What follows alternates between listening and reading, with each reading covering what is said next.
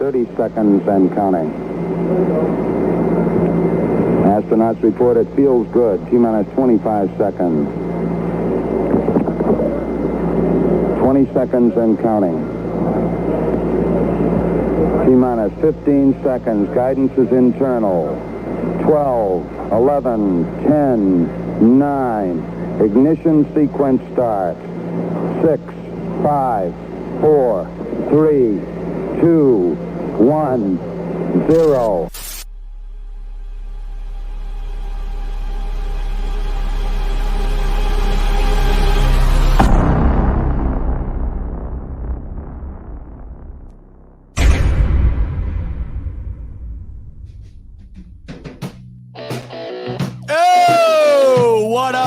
Mafia, sorry for the delay. I wish I had a valid excuse for you. Here's the real reason I'm late.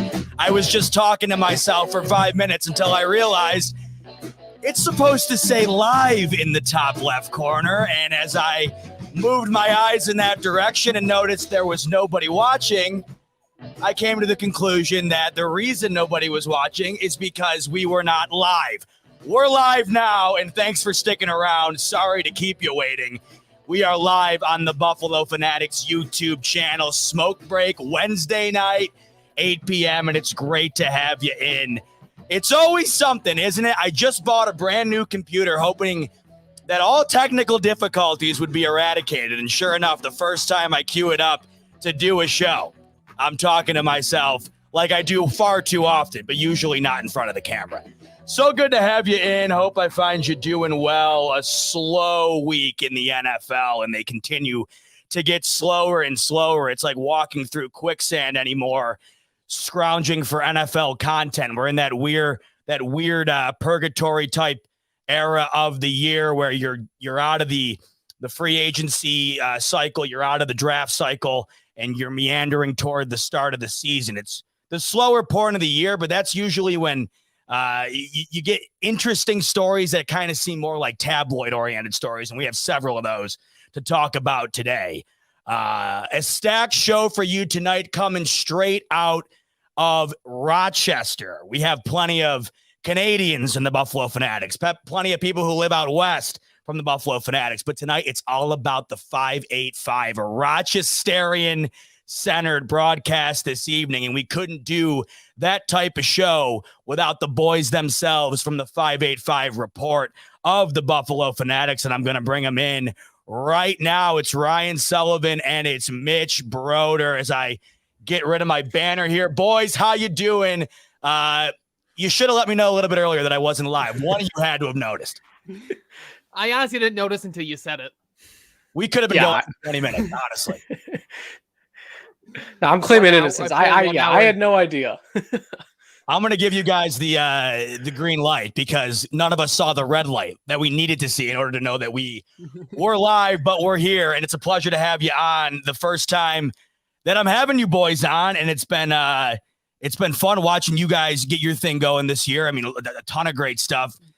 Your back and forth banter is always great, and just another aspect of what's keeping the Fanatics fun and keeping people intrigued throughout the offseason. How you guys been digging doing the pod and whatnot, especially recently when things are kind of slowing down a little bit? I mean, it's been great.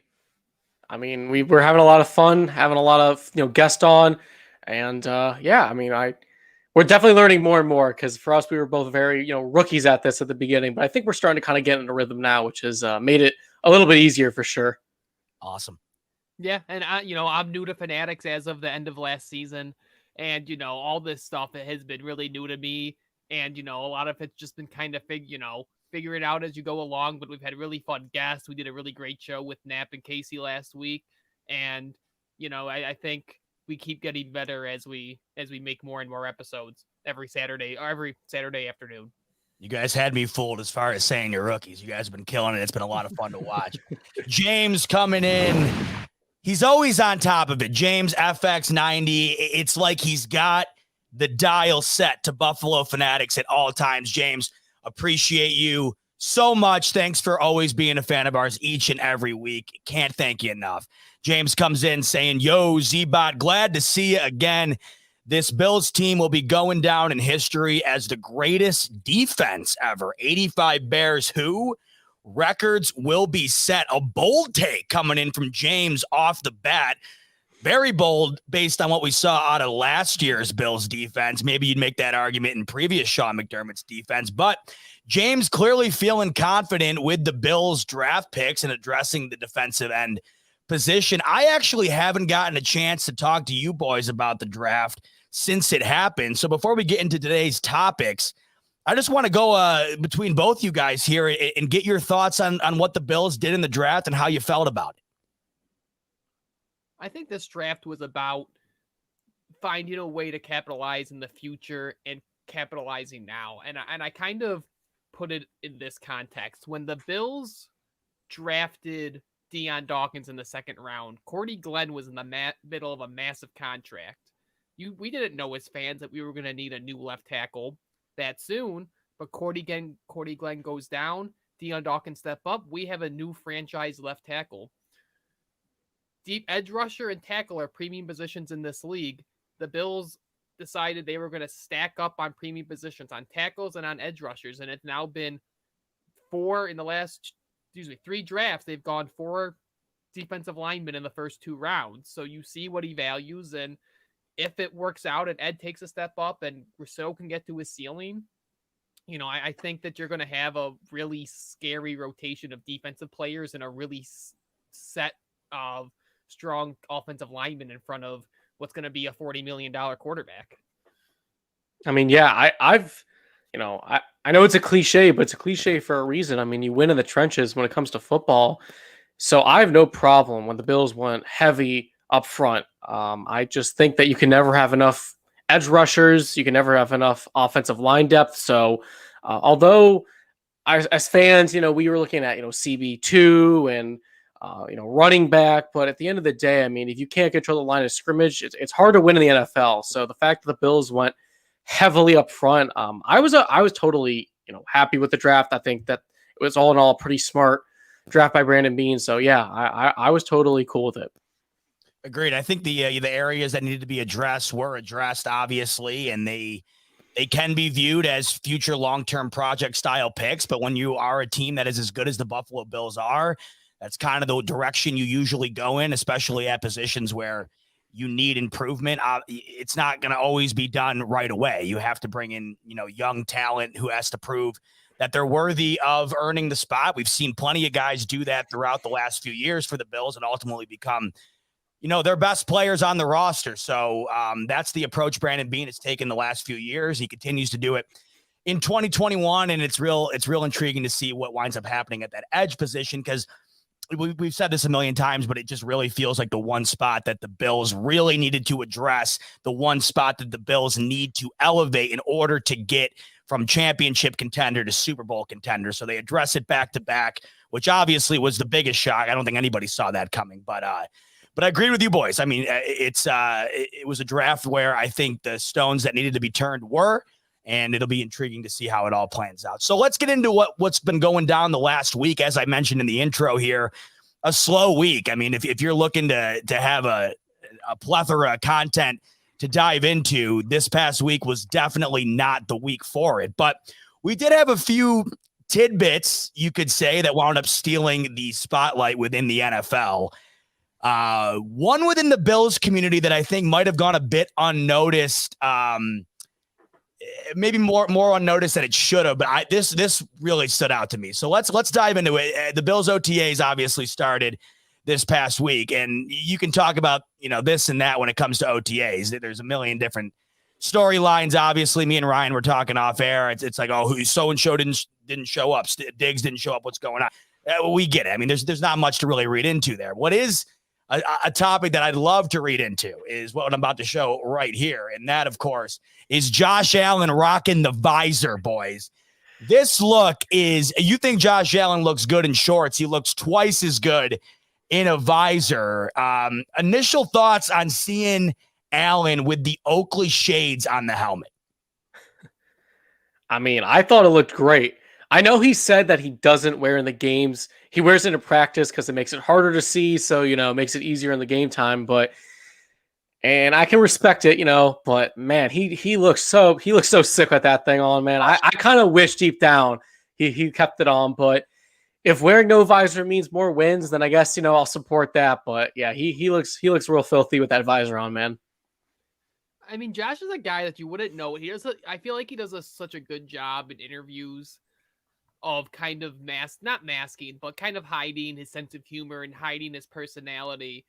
And then you see stuff come out about how he's this big, trash talker on the field. And you see some of his other interviews that he does with like Big Cat and those guys.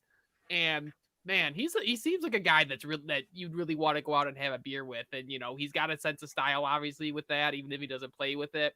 I think he leans into this mythology we've built as fans around him. And it's really exciting to have a quarterback like that. Let me tell you. Speaking of Big Cat, Ryan, I'm glad you gave me my setup right there. So here's what we heard in regard to the Josh Allen visor storyline. Big Cat on the famous Pardon My Take podcast did an iteration of Shannon Shape calling Julio Jones, except Big Cat called Josh Allen to get his personal opinion on the visor and whether or not we'll be seeing it this season. Here's Big Cat calling Josh Allen during a recent episode of Pardon My Take. Wait, what are we getting at here? We're getting at Josh Allen wearing a visor. So wait, should I say live to tape or not? Ask him and then be like, "Oh, we're live to tape, by the way." Okay. I don't know if I've ever called Josh Allen, so I don't know if he'd pick up. Oh no, we did with the kid who came. Oh yeah. Hello. Hey, Josh, what's up? It's your good friend Big Cat. Best friend, how you doing? Oh, best friends. I love it. Hey, dude, I saw you in a visor. Are you a visor guy now? I've flirted with the idea of being a visor guy. I'm looking into it, looking at the statistics. Tell him no visor quarterback. Yeah, no visor quarterback has ever won a Super Bowl. Just a heads up. Correct. So that's what's throwing me off. Okay, so no visor or visor? I like going visor for practice, and then for the games I take it off because I don't like sweat. Okay. All right, that's perfect. That's fine. Perfect. Great answer. Also, we're taping you right now. This was our mock Shannon Shape Julio Jones situation. Gotcha. Okay. Is that illegal? No, I figured you were. You sound like you had your Shit. behind you. You had your reporter.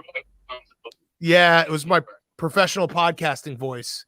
So there's that, boys. I love it. They got him right off guard. He handled himself very well. Is it just me, or in the beginning of the convo, did it seem like Allen hadn't made a decision yet as to whether or not he was going to wear it in a game or not until PFT commenter came in and said that a Super Bowl winner had never worn a visor before? I mean, I'm sure he's considered it. It seems like something that I think fits the persona he tries to put out on that football field. So I'm sure it's something that he's considered. I mean, it undeniably looks cool as hell.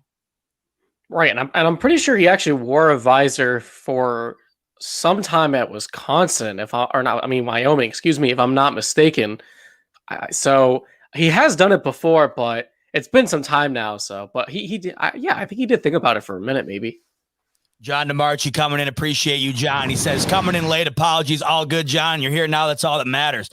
My 2 cents, visor Josh Allen with white face mask is now an unstoppable Voltron. I mean, you look at it, right? I mean, you really do look at the get up here. It's unbelievable. I mean, the dude, here's the issue I have with it is that you are, it's kind of like the hate that Cam Newton would typically get with the outfits he'd wear pre and post game. You're kind of putting a target on your back. When you are a quarterback who's looking that swagged out, you are definitely elevating the target that is on your back. But the price you have to pay might be worth it to look that good. What do you think? I'll start with you, Mitch. Would you wear it if you were Allen, or would you say it's too much? It's too much flash. I'm leaving it in the locker. I say, if you look good, you feel good, you'll play good. So if Josh Allen, he puts on that visor, man, he feels, all good and he's ready to go. I mean, I'm for it. I'll just say that, because listen, if guys want to put a target on him, I mean, he's already, a quarterback. So you already know, defenses want to kind of hit him hard, hit him late.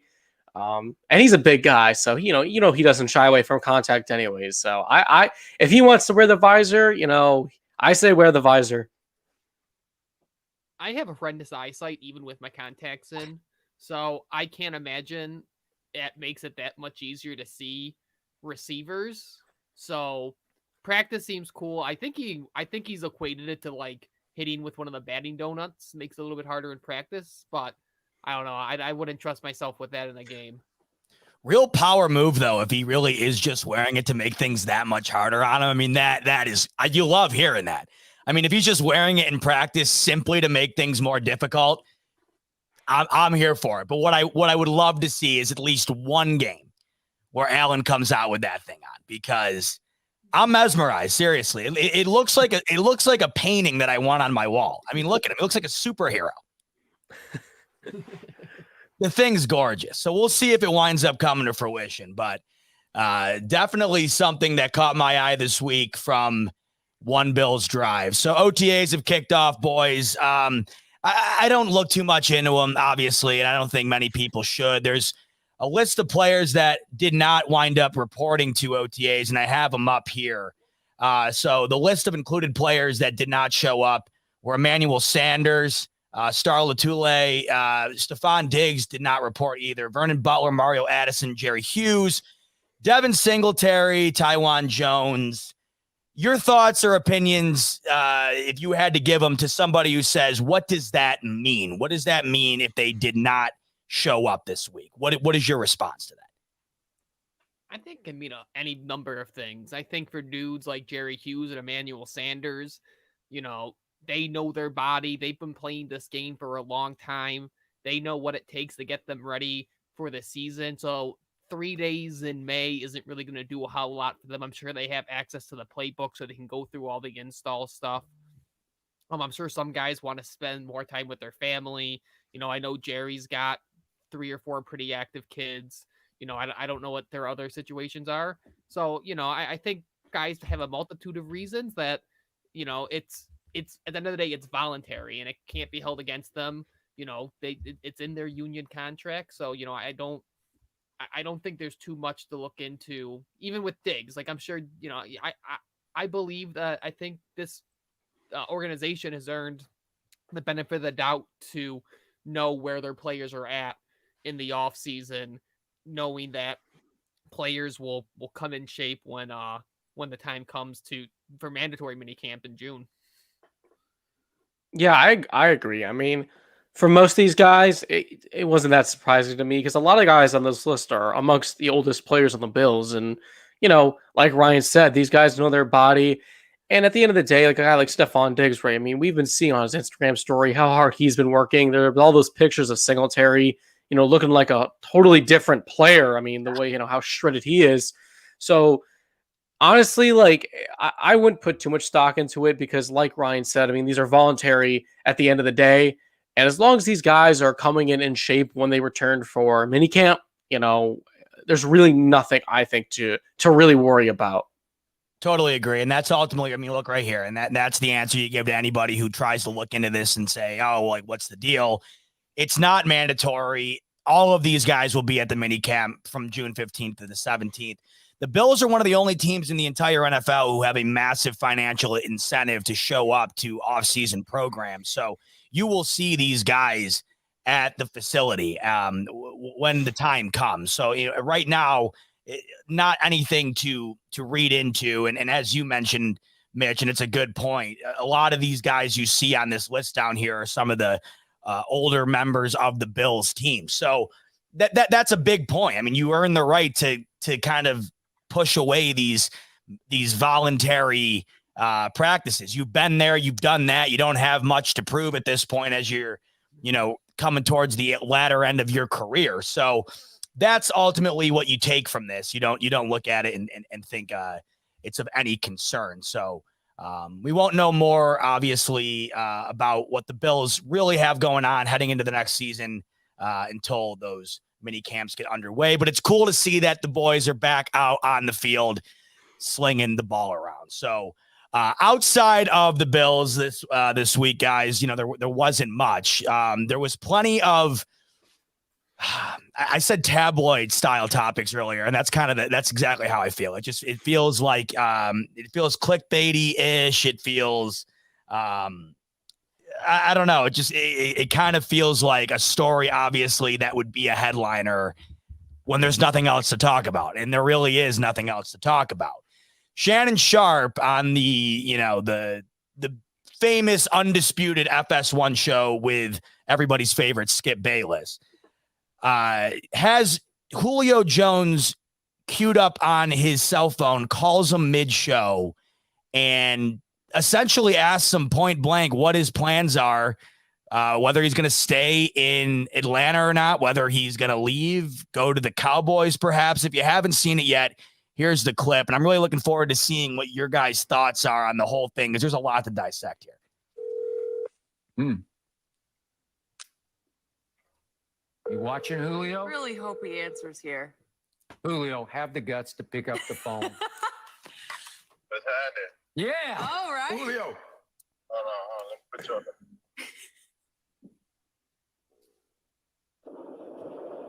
Can you hear me?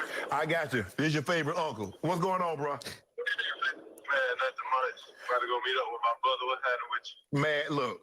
You want to go to the Cowboys, Julio? Or you want to stay in Atlanta? Oh, man, nah, I'm out of there, man. You He's out of out. He's out of there. there? Are you going to... Ideally, where would you like to go? Right now, I want to win. Okay. Yeah. Well, don't go to Dallas. If you go, you ain't winning in Dallas, Julio. Man, listen, come on, man. You already know I know. Okay. That's the best part. Ask him why I wore the Dallas. Listen. This part right here is great. Watch. And by the way, if you don't know this, Skip Bayless is a massive Cowboy fan, but I love this part because you remember back in the day when you were kids and you would get together with your buddies and you like prank call places, and there'd be the one kid who'd always make the call, and then everybody else like say this, or do this. This is exactly what Skip Bayless does right here. Watch him. Can you remind him we're on television? Ask him why I wore the Dallas. Listen. Let's do this. Jenny Taft in the background. It's like, hey, by the way, you might want to let them know we're live on a major network. So that's where we'll get into it here, boys, because that, to me, is the biggest topic out of this whole thing. Your personal opinion, and I'll start with you, Ryan. Did Julio Jones know he was live on television? Well, the thing is, if he didn't, Shannon Sharpe committed a crime. Like, that's like, I texted it to my friend, and he's like, I think Shannon Sharpe just committed, I don't know what the crime is, but just committed a misdemeanor. Like, there's states, I think Georgia's one of them, where both parties need to be aware of the recording of phone calls like that. So I know there's been some reporting out in Sports Illustrated that the Falcons and Julio are pretty pissed about it.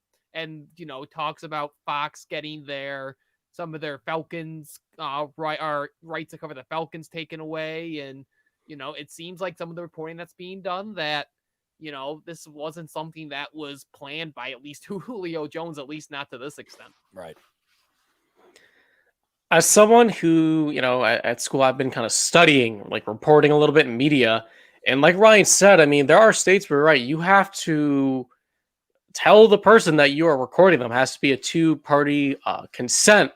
So if Julio didn't know he was recording, it's not even just the legal ramifications. I mean, what Shannon Sharpe did, ethically speaking, is really like not okay. And I know that if a reporter had done that, their career could be over. Like, it's a pretty bad mistake to make. And, as you can see, it's kind of caused a lot of controversy here. So I don't think Julio knew he was being recorded, because, to be honest, I don't think he would have, if he knew he was being recorded, I don't think he would have answered the question so upfront and bluntly like that. I just don't see it, because he hasn't been saying anything for weeks and weeks. Then, it just doesn't make sense that he'd hop on Undisputed and just basically tell the whole world, yeah, I'm out of ATL, I'm out of here. So, yeah, I don't think he knew he was recorded. And yeah, what Shannon did is really not good, not okay. And hopefully a lot of people who are watching kind of understand that is not how you conduct an interview over the phone. Mike Florio of Pro Football Talk, he was a former lawyer. That was his profession prior to getting into the NFL world. And he wrote an article earlier today. Apparently, it is not that it was a surprise, but it is a crime, and you can serve up to a year for it. Obviously, I mean, come on, there's no way that's happening. But, no.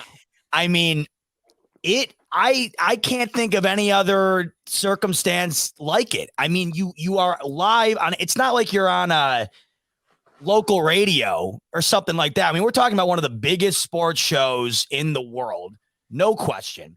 And everything kind of had to work perfectly in order for it to go off the way it did. You call him and he actually answers, and you get him to say things that, like you said, Mitch, he has not said at all. And there were rumors circulating around his status with the Falcons well prior to the draft, and it was pretty airtight within the Falcons organization. And for it to be uncapped in 2 minutes on speakerphone definitely led me, and I think just about everybody, to believe that there's no way in hell he knew he was live on television. Now, I don't know if he actually cares himself.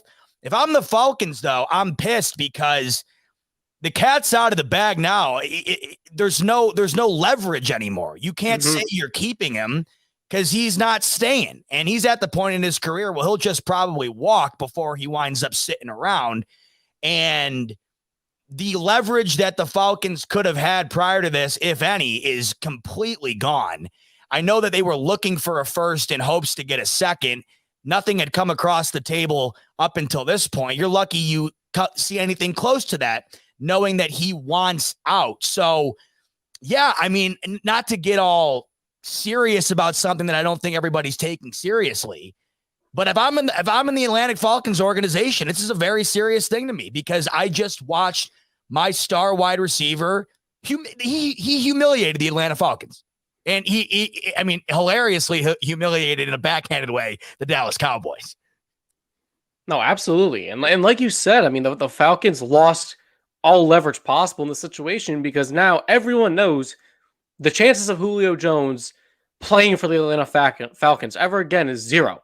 He's not playing for him, or he wouldn't have said that otherwise. So, yeah, it's a tough situation for them, because, like you said, I mean, Z-Bod, I mean, they'll be lucky at this point to probably get like a third or a fourth for him. I mean, teams are not going to be offering anything close to what they initially put out that they were looking for.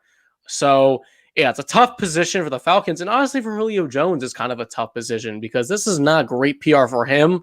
I mean, everyone knows he's a great player and a guy who's going to be a first ballot Hall of Famer. So, sure, he can kind of say and force his way out of Atlanta if he wants to. But, I mean, I can't remember anything ever like this happening before in the past. So it is a really kind of a crazy situation that unfolded.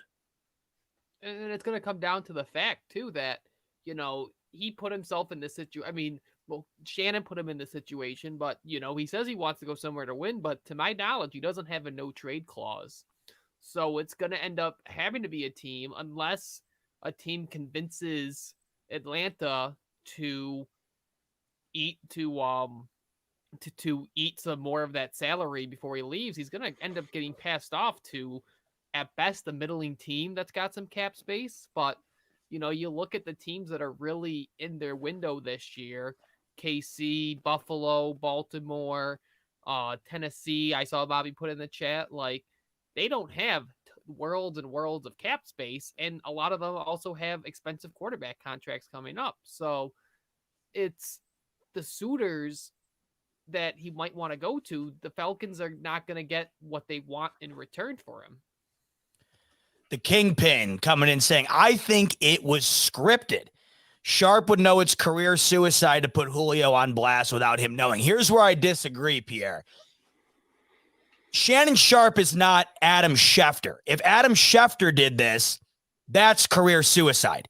Shannon Sharp is a former NFL player who goes live on television and pretends to argue with Skip Bayless while smoking Black and Milds and drinking Hennessy. There's a difference between being a legitimate, respected sports reporter and an entertaining, lovable sports personality, who Shannon Sharp is. There's a massive difference there. And if you were to have somebody like I said, Adam Schefter or Ian Rappaport, those type of guys, if they pulled this stunt, they're done. I mean, their credibility is lost. All the connections that they have made that are, crucial to their job would definitely be hurt to some extent because the trust value has been lost. I personally think the way it went, and the key here, I touched on it and so did Mitch. the key here is that Julio Jones hasn't opened his mouth prior to this. So it would be very strange to just all of a sudden decide the time to do it would be on a morning show with Shannon Shape on a quick phone call. You feel like if it was scripted, it would have seemed more scripted. And if it was scripted, get the Oscar out for Shannon Shape, who delivered a gorgeous acting display that I don't think anybody thought he was capable of. Well, No, 100%. Oh, go ahead, Ryan. Go ahead. And I think even not to belabor the point, but if Julio, like, let's assume Julio was doing right behind the scenes. If Julio said, hey, I need a change of scenery. I want to go somewhere new. If I'm Atlanta, maybe I'm willing to, all right, let's keep this under wraps. Let's see what teams may be willing to give up a little bit more. But this comes out and you're Atlanta. What motivation do you now have to do right by Julio? You really don't, because any like you said, any leverage he had to go somewhere favorable is now out the window. Right. And I think going back to talk about like if this was scripted or not, I mean, think about too, like players in the past who were a little bit more vocal about like getting out of their situation. I mean, you had like Jalen Ramsey in Jacksonville. He pulled up in like a brink truck. He made it loud and clear to reporters that he wanted out. So that's why I just don't think like that was scripted or planned ahead, just because Julio wasn't talking this up for weeks and weeks now that, oh, I want out Atlanta. So that's why I think that there is just no way this was possibly scripted. It's a great point, Mitch. I can remember the days when T.O. was doing sit-ups in his driveway trying to move teams, right? I mean, that back in those days. And then, of course, this offseason has been the offseason of, I'm going to back my organization in a corner and see how much power I really have. We've seen Russell Wilson do it. We're going to get to Aaron Rodgers here in a second. We've seen him do it. Deshaun Watson, prior to the legal situation, he was trying to do it. That's the state of the NFL. Now, if I'm Julio Jones, you just unraveled everything you've ever established in Atlanta, which if I'm him, I can't tell if he is upset. I haven't heard directly as to whether or not he is upset about this, but I mean, we're talking about a guy who's probably going to have his jersey retired in Atlanta, a guy who has built a Hall of Fame career with the Falcons. I mean, you think of the Falcons and the first person you think of is, or one of them at least, is Julio Jones without question. And in that little snippet, I mean, let's put it into our own shoes. I mean, think about it. If Josh Allen, 15 years from now, after having the utmost success with Buffalo, Colin Cowherd calls him on air and says, what are you doing? Or we'll even make it a little bit more relatable. We'll do Stephon Diggs.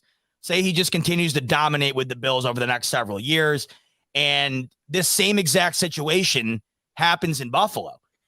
We all know Bills fans. We all know Bills Twitter would not be taken too kindly, no matter what they had done for the organization. And that's how I view this. You had a minute and a half on air with Shannon Shape, and I don't think anybody is going to forget this when you're talking about Julio Jones linked to the Atlanta Falcons. Absolutely. And that's what's kind of sad about this too, is that Julio's a guy who, like you said, he's an all-time great Falcon at this point. I mean, he's one of the best that's ever worn that jersey, worn that uniform. And for, a minute and a half to 2 minute phone call with Shannon to kind of almost ruin his legacy in a way with the Falcons, it's that, that's tough to see, because he's, from all, reports and everything that I've seen, I mean, he seems like a really nice guy, a good dude, hard worker. So, because he's really not that diva receiver that you would almost associate something like this with, which is what makes it so, kind of upsetting for Julio Jones, I'm sure.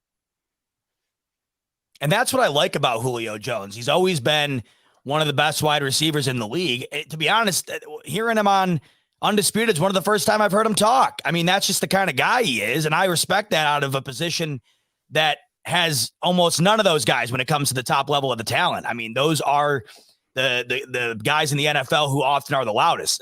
Pierre saying something being scripted doesn't mean everyone is in on it. Maybe Shape and Julio knew the deal and how big it would get, especially the conversation if it was scripted or or now chess move. So Pierre's basically saying that Julio was playing like 8D chess on Undisputed. If that's the case, they accomplished exactly what they were out to do. But even if that was the goal, it's an odd goal to try and achieve. And I just don't understand who wins in this situation other than, like, if that was the plan to script it, who wins in this situation other than Skip Bayless and Shannon Sharpe and the Undisputed staff? Nobody. They get the ratings. Julio kind of looks like a clown in this situation. The Atlanta Falcons are humiliated. The potential for the Dallas Cowboys to make a trade on him, if they were going to, is out the window. They just mocked the Dallas Cowboys, which, I mean, in front of Skip Bayless was terrific, because they were just talking about him going to Dallas. There was that picture circulating on Twitter over the weekend of him in that Dallas Cowboys sweatshirt. So people were wondering if things were going on behind the scenes, and for Julio to come on and basically say, I want to win and there's no way in hell it's going to happen in Dallas, was hilarious. Now, as a Bills fan, I was just waiting for him to say, man, I'm only going to Buffalo or I'm retired. I mean, imagine that. Now that would have blown the floodgates open for sure. But go ahead, Ryan. You know, I was gonna say I'll say this. You know, I'm all for. Maybe some of this is.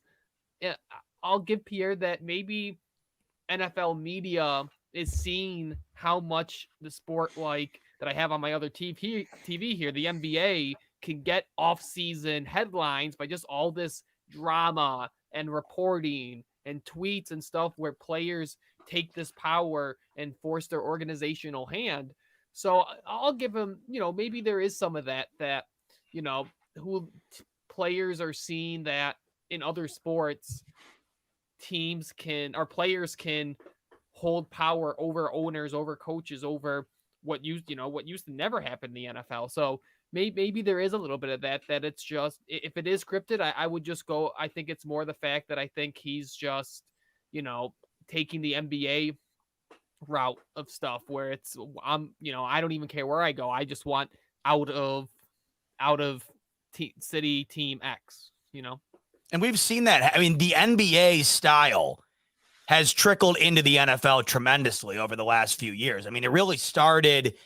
I mean, I will never forget The Decision. You know what I mean? It was a primetime ESPN special when LeBron went to the Miami Heat. And then you noticed as the quarterback position got more lucrative and more powerful, it really started to become obvious that at some point or another, the quarterback is going to realize the power they hold within the organization, and they are going to try to use it for their own personal advantage. And then it really blew open when Tom Brady went and built a super team in Tampa Bay, because now you have guys like Aaron Rodgers and Russell Wilson who want the same thing, because they are towards a similar age in Tom Brady in comparison to the younger guys like Allen and Lamar and Patrick Mahomes. They see it happening, and they're watching it happen in their own conference. They're watching it happen on the sideline within their own organization, who has not helped them out nearly as much as Tom Brady was helped out in a single season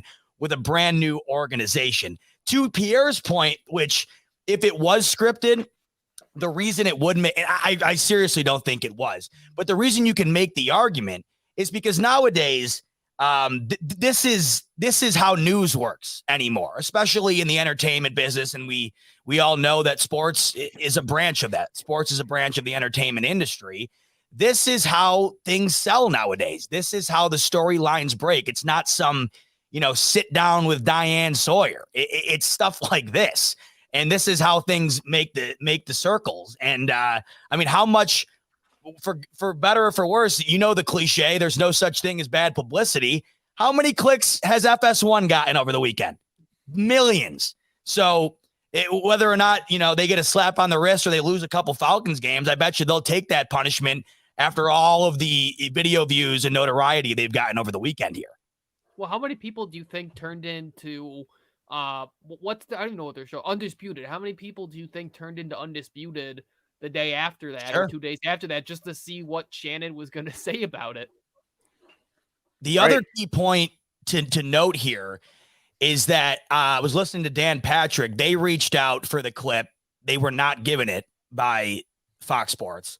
Fox Sports did not tweet it out on their platform, which they typically do after these shows. They clip up the shows and then tweet the stuff out. And then I believe Mike Florio also stated that they were not given the clip for PFT. So that should pretty much solidify that this was not done intentionally. It was a mistake, and they're trying to kind of put it in the rear view, because if it were on purpose, they would probably continue to keep putting their foot on the gas and try to get the most out of it. Not that they already haven't already. But another point to note here is that, you can come at Shannon Sharpe all you want, but back to the point I made earlier, he's not a guy with an MBA in journalism. He's a former player who's an entertainer at this point, right? It really comes down to the producers of the show. Yep. And I know Jenny Taft tried her best there to say, hey, you might want to say something, but they kind of let Shannon, they had about a minute and a half to stop that conversation from happening, but they let Shannon go. And I mean, like I said a little bit ago, we've seen this guy rip down cigars and Hennessy live on air, and that's what makes him great. And that's why I love him, and so do so many others. So, I mean, it's not like this is insane to have seen Shannon Sharpe pull it off. I think what's insane here is that we really haven't seen anything quite like it before. Right, exactly. That's the thing. I mean, again, like I said, I cannot think of a moment that happened in the past that is anything like what just happened with Shannon on Undisputed. So there's nothing to compare it to. And that's what's just kind of caused to the craziness of this whole Julio Jones situation. There were more conversations to be had in regard to players coming on live television over the past week here. Of course, Aaron Rodgers hopping on SportsCenter during Kenny Mayne's farewell tour. We'll touch on that in just a second. But before we do, it's a perfect time to tell all you guys about Manscaped. And they just came out with a brand new product.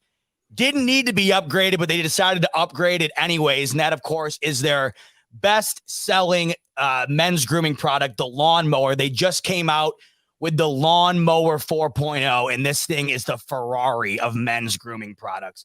It's got an all-new multi-function on-off switch, so you can engage in a travel lock.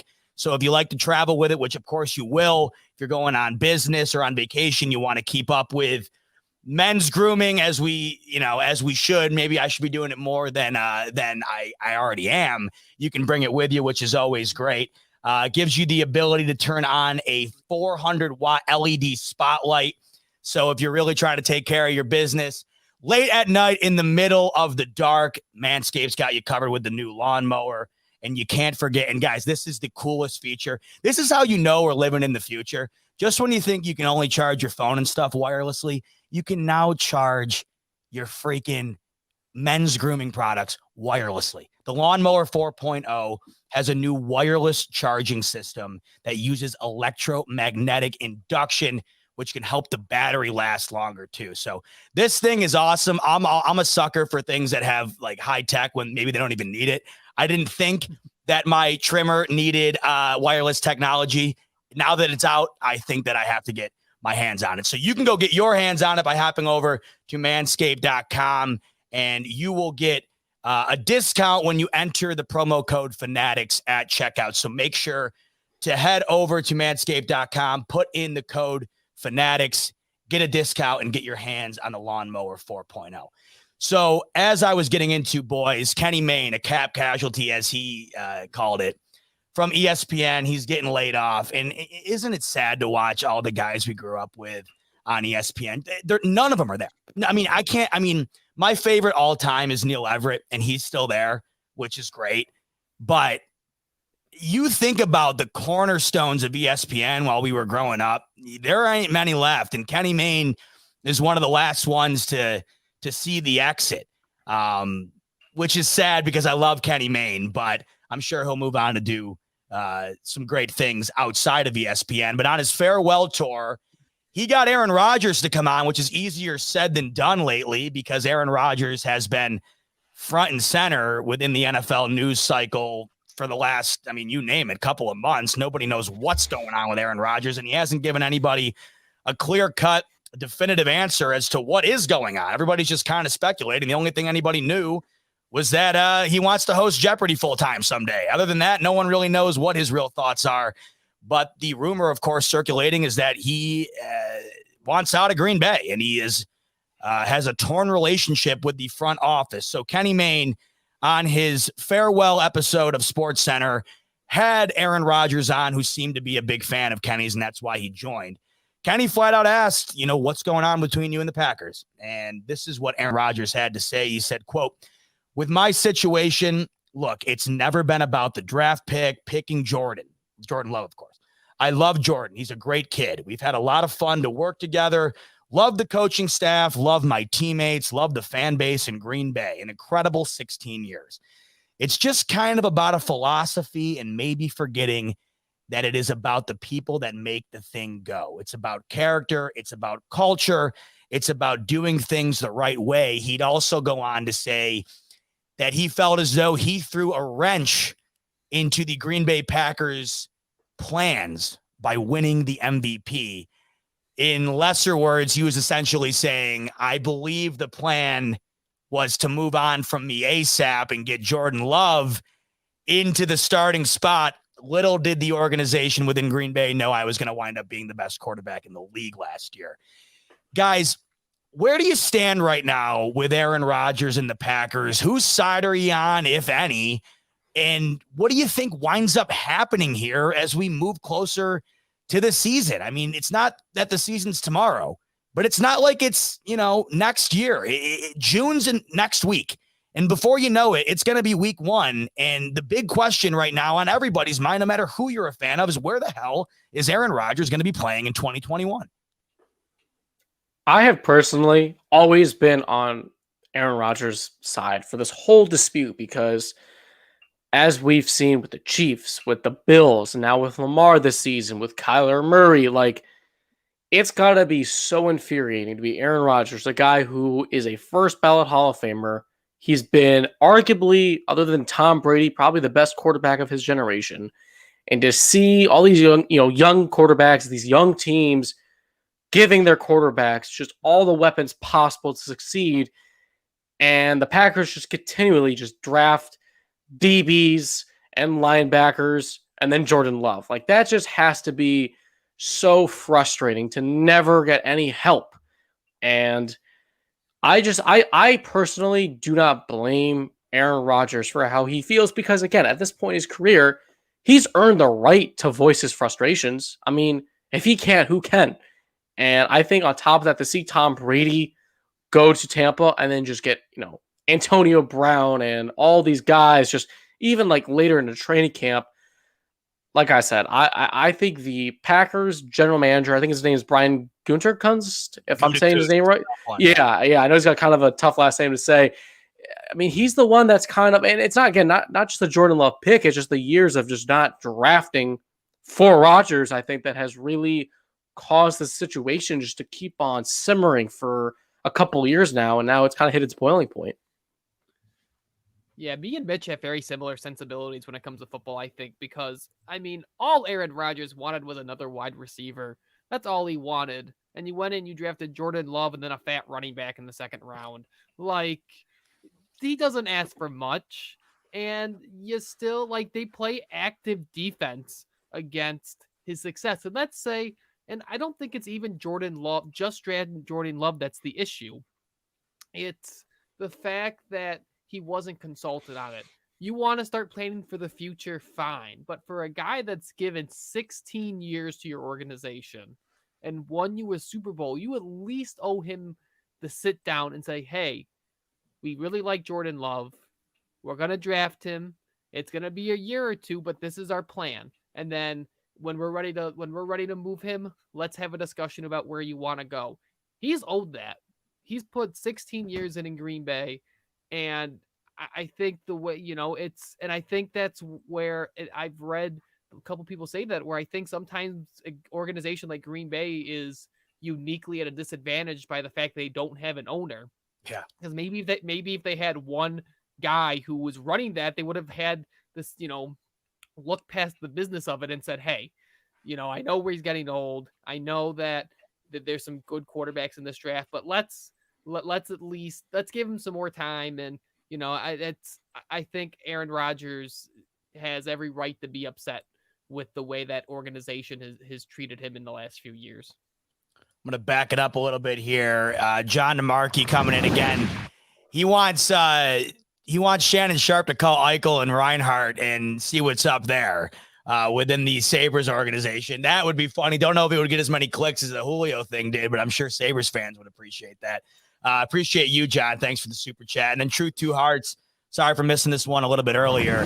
Julio benefits because he doesn't have leverage on where he goes by saying a winning team, only winning teams will offer something. I mean, I don't think Julio benefits by tarnishing his legacy in Atlanta, even if it's only by a little bit. I mean, he built something special for his career in Atlanta that will constantly be referred to throughout time, especially if you're a Falcons fan. And I think what he did definitely puts a blemish on that, whether it's big or small. It's up to you on how you view it. I don't see the benefit here for Julio. I don't think that what he said makes every winning team out there think, okay, now we have a chance at Julio. I think he'll wind up going somewhere eventually. I don't see him in Atlanta, especially after what happened, but I don't think this gives him any better chance to go to a contender just because he said he wants to go there. I don't think that's how it works, but appreciate the super chat, Truth Two Hearts. And we'll see what winds up happening there with Julio, but back to Aaron Rodgers here. I think that you can really have two angles on here. You can look at the Packers organization and say, well, you understand trying to plan for the future, and you understand you feel like you've done enough for Aaron Rodgers. You've gone 13-3 in consecutive seasons. You've made it to the NFC Championship in consecutive seasons. You've won a Super Bowl, yada yada. But I have to agree with Rodgers here for the majority of what's going on, just because it seems like there were several small things that wound up building up to be one big thing. I mean, they fired his quarterback coach without telling him. They drafted his replacement without telling him. And they do that in a way that seemed like they wanted Jordan Love to come in and contend for the starting job sooner rather than later. You don't trade up into the first round for a guy that you plan on having sit the bench for multiple years. And you also don't get much out of a first round draft pick, especially at the quarterback position, when they never see the field. And as long as Aaron Rodgers is a Green Bay Packer, Jordan Love is not seeing the field. And Jordan Love, from multiple reports that you'll hear from various different NFL media people, is that he's not close to being ready to play. I mean, that seems to be the general consensus. If he was, this wouldn't be an issue for the Green Bay Packers. If Jordan Love was ready to become the starter in Green Bay, I think the Packers would have a much easier time moving off of Aaron Rodgers and getting a load of picks from some team who's willing to give up the franchise to have a guy like Aaron Rodgers in the organization. The one thing about the whole situation from Aaron Rodgers' perspective that kind of confuses me is I want to know what he actually wants, right? Because if he wants to win another championship, which it seems like he does because he's been constantly clamoring for upgrades within the Packers organization itself, if you wind up demanding a trade and get it, a team's going to have to give up a crap load of picks and players to get you. You're automatically going to be far worse than the Packers are already. I mean, you've gone to consecutive NFC championships. There's not many other teams who are that good, and especially teams that we've heard that could potentially bring him in, like the Denver Broncos. You're not immediately going to the AFC Championship if you go to the Denver Broncos, especially when you have to play Patrick Mahomes twice a year, especially when you see the young talent up and coming in the AFC. I do understand Rodgers' perspective here. I just wish that he would come out and give us a solidified story, his solidified angle of the whole thing and what exactly he wants. He's been playing. It's weird. He's been kind of playing a game with everybody, and he seems to sort of enjoy it. And the one odd thing here is neither side has budged. The Packers have not stepped away from their ground that they've been standing on this entire time, and Rodgers continues to double down, and we just saw him do that on SportsCenter the other night with Kenny Mayne, and he continues to drop these sort of subliminal hints where he tells you something, but he really doesn't tell you anything. The Packers are a good team. They're far better with Aaron Rodgers. I think the one thing here that was the thing that blew everything up was Aaron Rodgers winning the MVP. I don't think the Packers saw that coming, and they clearly weren't anticipating it happening when it did. And now that's what makes it a far bigger issue. If Aaron Rodgers didn't win the MVP last year, I don't know if this story would be as big. The reason it is this big is because you wound up going out and trading up in the first round to draft a quarterback with plans of replacing the guy who won the MVP the following year. It's a very unique situation. But at the end of the day, fellas, I can't imagine Aaron Rodgers is playing for any other team other than Green Bay coming into week 1. But I do think this is his last year. I just don't see at this point in the season a team being able to get Aaron Rodgers into the organization and ready for the 21 season. The draft's over, free agency's over. Everybody's expended their picks and their draft capital already. I mean, it's kind of seems like it's too late. They need to come to terms with each other and figure it out before this season starts. Well, I'll tell you what, if I'm Green Bay right now and I want any chance of rectifying the situation, or at least having a positive workplace in 2021, I am calling Atlanta and I'm figuring out some way to get Julio Jones, or at least making a push so we can say to Aaron, hey, look at all this stuff we tried to give up for Julio Jones to get you another weapon. Maybe that's one way they can salvage this relationship right now. No, absolutely. I agree with you, Ryan. The only way they can heal this relationship is that they go out of their way to get to go get Aaron Rodgers a weapon. It's tough at this point because it's so late in the offseason. Some of those bigger names have already been moved, but like you said, a guy like Julio's still out there. So that is at the very least what that front office owes Rodgers. And let's not forget too, what might have been the starting, point for all of this madness was that they cut Kumaro, right, who's now on the Bills all of a sudden. So, also makes me wonder, I don't know how likely this is, but if the Bills could maybe get something for Kumaro to reunite him with Rodgers potentially. But yeah, they got to at least do something for Rodgers, because the thing that's crazy is, like you said, he won an MVP last season. Like, they could still win they went 13-3 when the 1 seed in the NFC. And you could make the argument that if they had a real wide receiver number 2, someone other than Devontae Adams, they probably would have been in the Super Bowl. So, similar to what we were saying, with the Falcons, how they have no leverage. I don't think the Packers, have all that much leverage in the situation. It's either make Rodgers happy or he's not going to play for you. It's not lost on Aaron Rodgers that the guy he lost to get to that Super Bowl was the guy who went out and did the things that Rodgers wishes the Packers would do. That's a big element of it. And to circle back to kind of tie this in with Buffalo, I think you see teams, specifically the Bills, learning from these experiences of quarterbacks getting pissed off with their organization. Because what did Buffalo do this year? They went out and they got two of Josh Allen's good friends from high school or college. Josh Allen was in Tanner Gentry's wedding, and he played with Jacob Hollister in Wyoming. And not that Tanner Gentry is going to make the roster, but I think that shows that the Bills are saying, hey, you're someone that we value. Let's listen. Now, maybe Josh Allen didn't have a say in signing Tanner Gentry. You've got to imagine it had something to do with it. I don't think it was not a coincidence. I don't think it was a total coincidence. So I think you see Buffalo learning from this and valuing Josh Allen's opinion and keeping the cupboard stocked with talent. Every year they seem to draft a wide receiver to take a shot on him, so I think I think what's refreshing is you see Bean and McDermott, whether they're explicitly looking at situations and say, hey, we got to not do that, or whether they're just generally running their organization in a smart way independent of that. I think it's a really good juxtaposition between them and a couple different organizations that have had, trouble in quarterback situations this offseason. And I think to circle it back to this discussion about the NBA offseason stuff kind of leaking into the NFL, I mean, think about how many times a guy like LeBron James, specifically when he was on that second stint with the Cavs, how he was responsible for getting certain players, to come to Cleveland and certain players traded. I mean, LeBron James got their coach, David Blatt, fired at one point because LeBron James didn't like him. And you're starting to kind of see that happen in the NFL where quarterbacks are sort of treated like that, where it's like, hey, if there's a guy you want, tell us and we'll help you. We'll try to go get him, or we want your input on what will make our team better. And, the guys in the front office that kind of, can't catch up with this new era, essentially, of how quarterbacks are involved in team, in the team building process.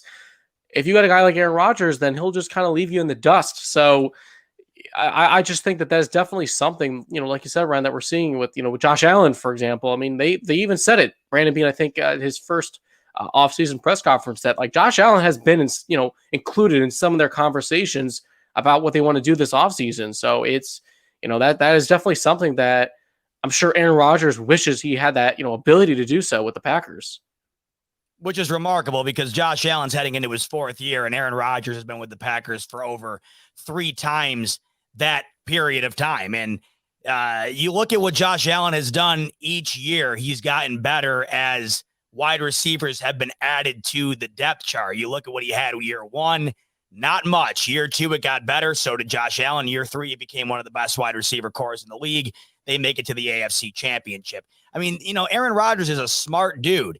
I mean, you can say that the Packers have a decent offense. Of course they do. But, I mean, their wide receiver core isn't the Bills. It isn't the Chiefs.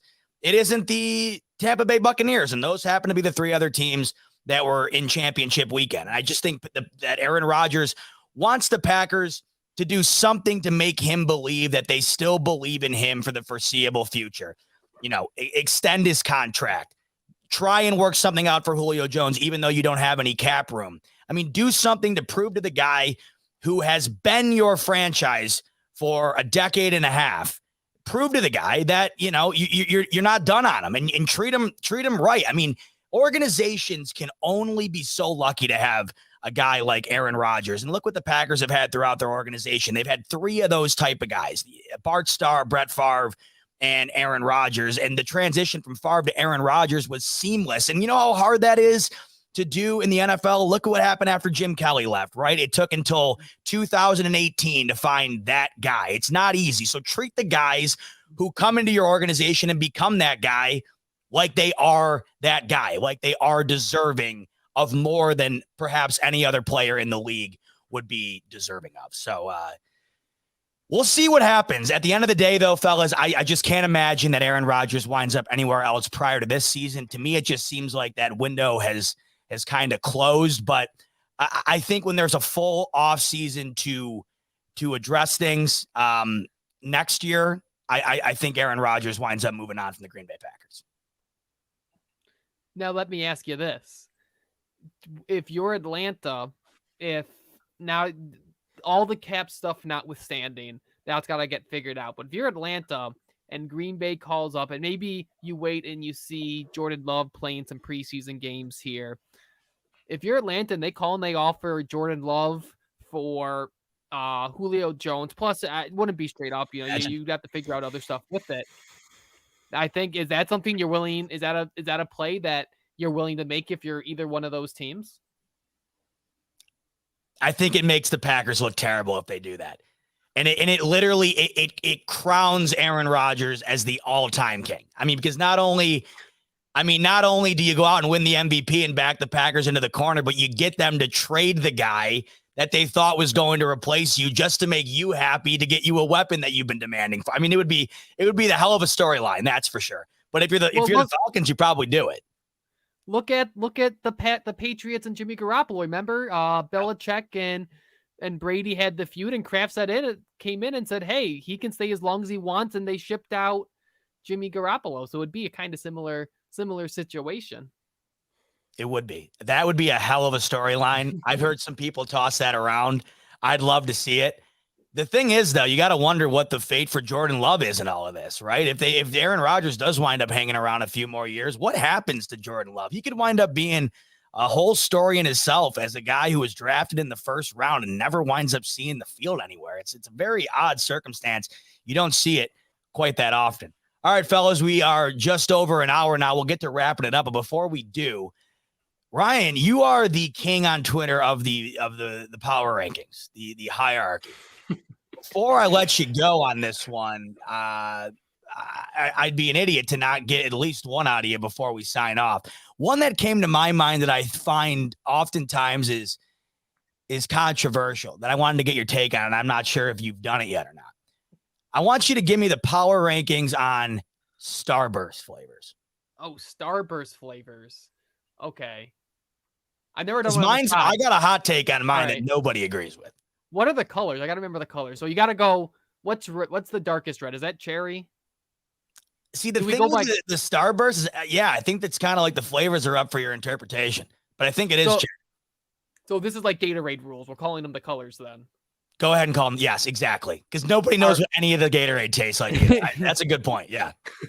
So red, orange. Wow. Yellow. What are the other colors? I don't even know what the Pink's other colors like are. the one that everybody says is like the GOAT. Yeah, I think that's Pink. like strawberry. I'm gonna put pink last. No, I'll put pink third. I'll go red, orange, pink, yellow. Pink last.